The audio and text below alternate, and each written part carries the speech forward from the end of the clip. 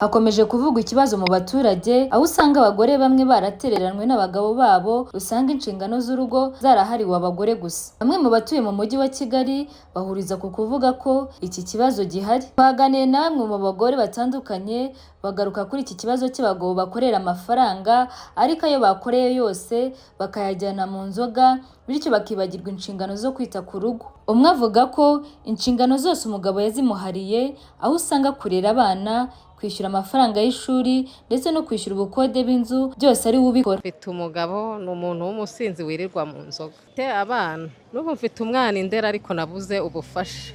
Naramurwaje mujyana i Nyamirambo biranga, ejo yarasaze burundu, arasara burundu mbura uko mbigenza, ariruka mu muhanda mbura uko mbigenza, ndamufata mujyana ku murenge wa Kimisagara. Umurenge wa Kimisagara niwe wamfashije kugeza umwana indera, ariko nubwo bamugejejeyo bambwiye yuko jyewe nzishyura amafaranga y'indera kandi nta bushobozi mfite. Umugabo wanjye nta kazi agira, nawe n'utwo abonye aratunywera. Hari n'umugore twaganiriye atekereje uburyo umugabo amutererana ku nshingano zo mu rugo maze araturika ararira. Mbona kikomereye ingo muri iyi minsi ni uko kugeza kuri aka kanya umubyeyi w'umugore arakora, umugabo yabona akora akumva ko amuhari inshingano zose z'urugo. Iyo agiye mu kazi yamara y'ukwezi yamara y'ibyumweru akubwira ko ntacyo yakoraga, ukicara uzi ngo umuntu azazana amafaranga ukayaheba. Niba icyo umubazaho arakubwira ati njyewe se sinaryaga. Niba wenda akorera umushahara runaka ugasanga nakugarajwe nk'ibihumbi 5 kandi nabyo ntabiguhaye, akavuga ati fatamo 3 nanjye ibindi 2 ngiye kubikoresha, cyangwa fata 2 nanjye ibindi 5 nafasha amadeni, n'ubundi ugasanga nta kintu acyuye. Ubwo rero n'ubundi inshingano abagore nitwe tuzifite. Nta mugabo ugishaka gukemura ibibazo by'urugo ntawe. Ubundi uko ubusanzwe ukora ubundi twarangije kwakira ko inshingano zose ari izacu. Ubundi mu buzima ubayeho utagomba kurambiza ku mafaranga y'umugabo, kuko uzi neza yuko n'ubundi utayarambizaho ngo uyabone. Ahubwo twebwe urakora ngo abana barye. Iyo ubonye amafaranga nyine umenya niwe mutwe w'urugo, ni nawe ugomba kumenya inshingano z'urugo. Ni ukuzunguza nyine, nta kazi ufite se ukura amaboko mu mufuka ukagenda ukazunguza nyine, wagira imana ukabona ntibagufashe ukagaburira abana. Ikibazo ahubwo wenda abadamu turimo guhura nacyo ni uko nibyo uzunguje hari igihe ugenda bagufata ugasanga n'abana ntibariye kubera ko babitwaye. Akubwira ko nta kazi bakibona, nta kazi bakigira, nta mugabo ukigira ngo amafaranga. Abagore nibo bafite amafaranga, nibo bakora nyine. Iyo ufite kwihangana uha abana bagaciro nyine, ukamureka akabaho ngaho nk'umutware mu rugo nka se w'abana kugira ngo we kwiyandarika. Ariko iyo udafite kwihangana niho hantu usanga urugo rurimo induru buri munsi. Nuko nyine abana bagahora ari mayibo bajya gushakisha aho barya, kuko ari we niwe ufite umwanya wo kubakorera, ari na se nawe afite umwanya wo kubakorera. Ubwo rero bikaba ngombwa ko abana bajya kuzerera bakajya kwishakishiriza. Ariko icyo gihe utamuhaye agaciro nyine ngo wihangane wicare hasi umenye inshingano z'abana, ntabwo byakunda. Umwe aragenda n'undi akagenda, n'undi bagahura mu rugo bose ari nka mayibo. Ubwo buyobozi nyine reba kubujyamo, nese undi wajya kumureka wavuga ngo ntabwo yaguhaye amafaranga nakubwira ko nta kazi afite, avuga ko ntafite no gushaka umwanya wo kugashaka. Ahubwo ni ukwicara ngo ubundi agafata umufuka akabyuka akagaruka yasinze, ahubwo ati abandi banguriye. Ejo nawe yagenda agakora, nawe abandi nabo nyine urumva ntihashire, nawe aragenda akabagurira bigahwana. Ubutabazi twebwe wenda tuba dusaba ni uko nk'ubu ngubu ngiye nk'akazi nkora ndazungu, wenda badufashije bakadushyira ahantu runaka bakadushobora, byadufasha kurenza uko umuntu ajya kuzunguza bakamwambura, akajya kuzunguza bakamwambura, kandi arimo ahigira ubuzima. Iyo babitwaye babana baba batari burya.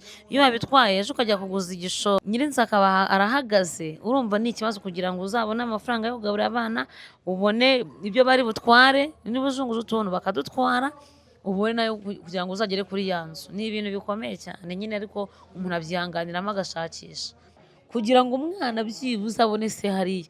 Keretse ubaye uri ikirara nibwo bidashobora kuvamo. Iyo uri ikirara uragenda mugahora murwana, ariko wowe urihangana ukamurekeraho n'ubundi nyine akaza hakabaho ngaho, nawe ugahigira abana nyine akarya kubera ko abana babahahiye. Twaganiye n'umwe mu bagabo ngo twumve icyo abivugaho ku makosa bashinzwa n'abagore. Avuga ko ingo zimwe na zimwe zirimo iki kibazo, aho usanga rimwe na rimwe hari abahura ku nshuro ya mbere bagaterana inda maze bagahita babana, bagera mu rugo ugasanga kumvikana no guhuza mu nshingano birabananiye maze hakazamo ibyo bibazo. Kabyukusenge Jerome, abandi wo mupapa w'abana 3 barimo Kadumburi, Gasurira, Nyirabahenyi. Ubwo n'abana 3 na nyina wabyara wa 4. sibyo. Ariko imikorere y'ino minsi bwana munyamakuru biri gusaba kwitonda, nta foto nta cyabaye, nta video nta muziki, nta kuteri, uri kubyumva. Ikintu cya mbere biri gusaba ngo tubanze dushyire hamwe, icya kabiri biri gusaba ngo tubanze kuzuzanye, ikindi cya gatatu biri gusaba ngo tubanze twumvikane, tujye inama y'icyo tugiye gukora, tukora ikintu tudahubutse. Naho imishinga y'ungu baka kanya ishinze ino, imwe ishinze Kacyiru, indi ishinze Kagugu, indi ishinze Yerika, indi ishinze Kabeza, sibyo. Ubwo icyo bishatse kukubwira ni iki? Baravuga ngo ndaburayirabura uwaje, ntawe ukaranga urutoryi atarishyura inzu, kuko intoryi ziturika nk'inyama. Ubwo icyo nshatse kukubwira ni iki? Izubaka kanya ziri kubakwa ziri muri sheri na shushu, nimugoroba zikabamo kuvuga ngo ndaguho wahawe na so, gahure na so ngo yikoreye ibumba, gahure. Uri kubyumva? Ugasanga niba umuntu muzanye ari umukobwa pe, sibyo. Ikindi cyongeyeho, abakobwa jewe bino minsi nabo reka mbagarukeho, uremera kujya gufata inda, ugiye kugutera inda ntuzavuka, ntuzi se wabo, ntuzi nyina wabo, ntuzi se, ntuzi umuryango, nta sambu, tuzahurire ku ibaraza bro, kamanike nyine, undi nazakubwa kuki wanteye inda, narakurongoye nyine ndayagutera. Ikindi cyongeyeho, sibyo, nyirakobo yakarangaje nyirakanonka gatamo. Bishatse kuvuga iki? Igihe cyose wagiye muri shwari na shwandarika, emera wakira ibyo ubonye. Oya bwana munyamakuru, mwiseka, ibyo mbabwira ni ukuri, sibyo. Ibyo nkubwira ni ukuri pe, sibyo. Niba mbonye 30,000 ndi umuntu w'umugabo, ndayabonye, sibyo. Ntabwo abagabo twese tuyamarira rimwe. Hari uyamara bitewe n'agahinda, hari uyamara bitewe n'ipfunwe, hari uyamara bitewe n'uko yaraye, hari uyamara bitewe n'umushiya wo mu buriri, hari uyamara bitewe n'uko atakirwa neza, hari uyamara ati nta kindongoro, undi noneho ngajya mu ndaye. Umugabo akirirwa yikorera, agakuba, agasunika ingorofani, ngaha amabuye, ngaha iki icyakinuba iki byose, ariko ugasanga ingo ziri gusenywa na message, ingo ziri gusenywa n'ubugambo. Ugari guhura n'umuwe shyushyushyushyushyushyu bakuvuza ibi, ntiyabyutse ngajya kugerageza nk'abandi. Anavuga ko nawe afite umugore ariko ngo ataba ashaka gukura amaboko mu mufuka ngo akore, agategereza icyo umugabo we yatahanye. Umugore we akaba asigaye amusuzugura ugereranyije n'uko babanye amwubaha. Uri kubyumva? Nose niba umuntu mubyaranye umwana wa mbere, umweretse uko mukora, ati ngaho data kuva nava iwacu sinakwikorera ikimene cy'inyanya. Ubwo si ubwibone bwa mbere. Undi nawe ati wanzanye uteka inyama none uje kungaburira injanga, mva mu maso. Ubwo si ubwibone. Ikintu kirimo turasuzugurana, ikindi kirimo turapingana, ikindi kirimo ntago twiyumvanamo, ikindi kirimo haracyarimo amashyiga atatu. Ayo mashyiga atatu ni ayahe? Nta kubaha, nta kubahana, turi mu mwiryane ukubera inda. Jewe ikintu cya mbere cyo nashyiraho nakwigisha n'abandi babyeyi bagenzi banjye, sibyo. Niba ufite abana batatu uri umugabo, sibyo, niba umugabo akorera 10, umugore akaba akorera 5, ayo mafaranga numva umugore yahaha imboga, umugabo agahaha ubugari, sibyo. Niko kwa kuzuzanya, gushyira hamwe. Umwaka batinzanye 5 ngaye, mbere yuko nza kubyukanywa, sibyo, madamu nkakoreye 5, madamu muhaye 3, 2 nibyo ngiye kugira gute, nibyo ngiye kunywamo, sibyo. Noneho ibyo 3 madamu akureho 2 by'urugo rwe abyimenye, nta mugabo urya, sibyo. Abagore nabo benshi biharira kungo k'icyungo, dore ukuntu bigenda.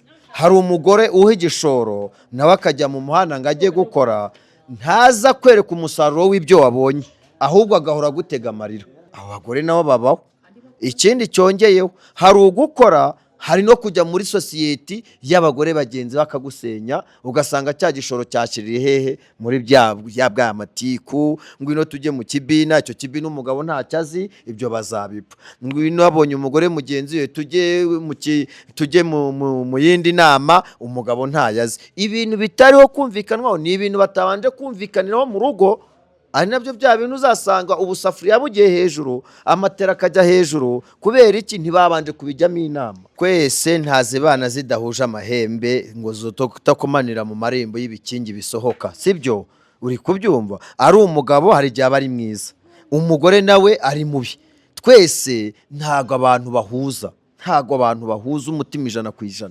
Niyo baba basenga ka gihumbi pe, niyo baba bajya kanyarira cyangwa muri Karabaye, cyangwa bakajya mu mudugudu wabwije Nkoziki, cyangwa bakajya Bumbogo bwa Nkuzuzu, nuko bigenda. Gushyira hamwe biragoye, ariko nzi neza yuko ikiriho generation y'aka kanya. Icyo nasaba umugore n'umugabo mbere y'uko bajya gushyira inkuru yabo hanze babanze bavuganire mu nzu, ibyabo kujya hanze si umumaro. Nk'ubu madamu wanjye namuzanye ari umuntu umeze nabi rwose, wakakayaranye, wakobanye, wagize gute, ntamaze kurya, ntameze neza. Maze mama ibicece bimuraze kuza, yego ahantu hose aratuje, byarangiye ambwiye ngo we Babiloni, ibaze kugira ngo umuntu anyite Babiloni ndi umugabo we. Nararebye ndababa buriya nanone abagabo dufite agahinda kubera hajemo ngo umugore yubahwe, ariko nabo ntago abagore bari kwiyubaha, babahaye intebe yo kwicaraho nziza ya mama mubyeyi, ariko iyo ntebe nayise Nyiranduguri. Uwamahoro Betty, Damuke TV, i Kigali.